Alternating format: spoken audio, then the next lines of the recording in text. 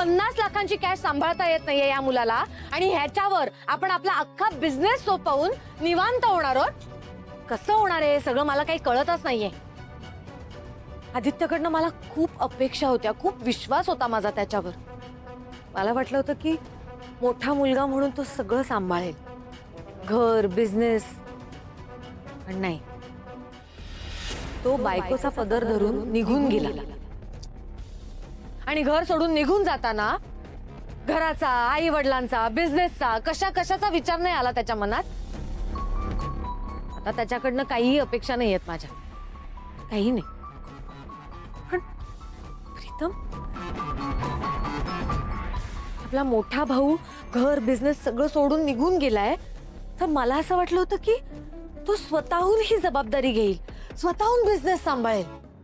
पण नाही, तो फक्त चुका करतोय श्रीकांत. तो मुलगा फक्त चुका करतोय.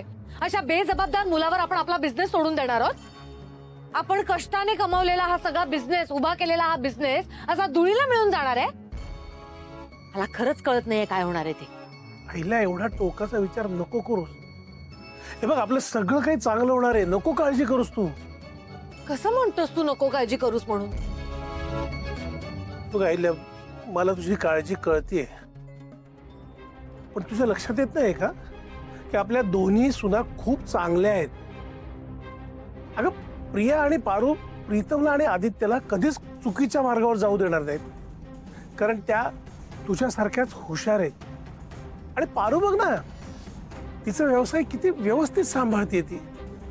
आणि मला खात्री आहे की आपला बिझनेस आणि हे किर्लोस्कर साम्राज्य नक्की पुढे घेऊन जाईल. अगं, खूप जिद्दी आणि धाडसी मुलगी आहे ती. माझा पूर्ण विश्वास आहे तिच्यावर. ती आपल्या कंपनीचं नाव नक्की उंचावर नेईल. प्लीज श्रीकांत, त्या मुलीचं नाव सुद्धा घेऊ नकोस. मी तुला आधीही सांगितलंय, तिचा आपल्याशी काहीही संबंध नाही. तिला मी जर माझी सूनच मानत नाही तर तिच्यावर हा सगळा बिझनेस सोपवण्याचा प्रश्नच कुठे येतो? आणि तू सुद्धा पारू पारू करून तिला डोक्यावर चढवू नकोस. कधी तुझ्या डोक्यावर बिरे वाटेल ना, कळणार पण नाही तुला. नाही, असं कधीच होणार नाही. आणि तू सुद्धा तिच्याबद्दल एवढं निगेटिव्ह नको बोलूस.